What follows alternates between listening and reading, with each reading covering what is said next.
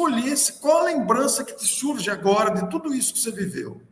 Talvez uma emocionante, uma difícil, uma desafiadora. A lembrança que eu mais tenho na minha cabeça, assim, na minha mente, eu era criança ainda, eu não tinha, acho que devia ter meus 9, 10 anos, era do meu atendimento que chegavam na porta da minha casa para o meu avô atender.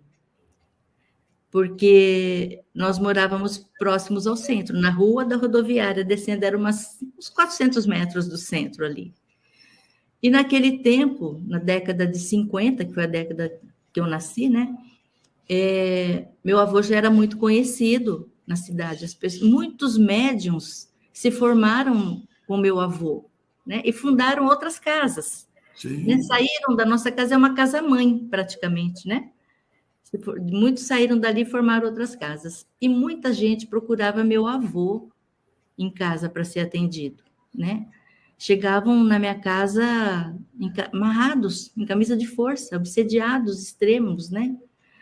E a força do meu avô no atendimento, a força moral, né, do meu avô, para doutrinar, ele mandava desamarrar a pessoa ficava com medo de desamarrar a pessoa, a família não queria, né?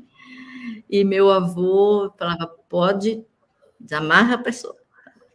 E meu avô doutrinava aquele espírito ali, na moral, como a gente fala, né? Você considera, Silmara, que essa força moral que você percebeu em seu avô influenciou a tua vida inteira? Muito.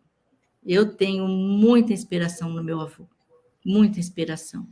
Como é que chamava o seu avô? Estudou muito. Meu avô lia muito, ele tinha uma biblioteca enorme, chamava-se Virgílio Reis. Ah, Virgílio, isso mesmo. Você falou no começo, isso mesmo. Virgílio Reis.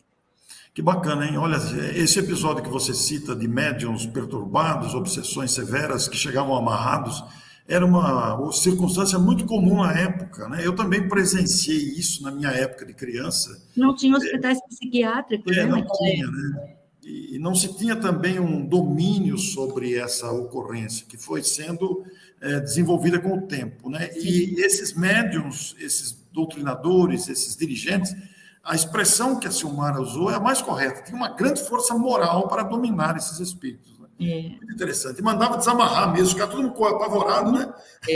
Às vezes eu fico pensando assim, gente, como esse pessoal antigo, eles eram muito dedicados, né?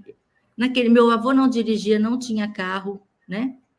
Às vezes ele ia buscar uma médium, dependendo do caso, ele ia atrás de uma das médiums do centro. Sim. Pois ele deixava aquela família lá na sala da casa, a vida inteira eu morei com meu avô.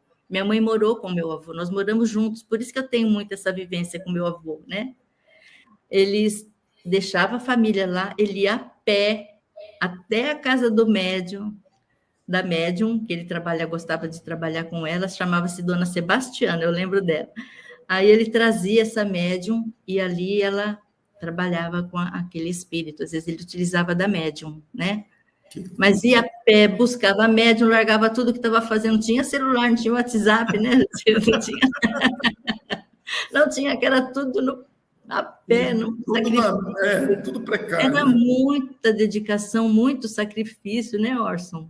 E o seu avô, ele desencarnou em que ano, Silmar? Em 1987, ele tinha 92 anos. E os seus pais?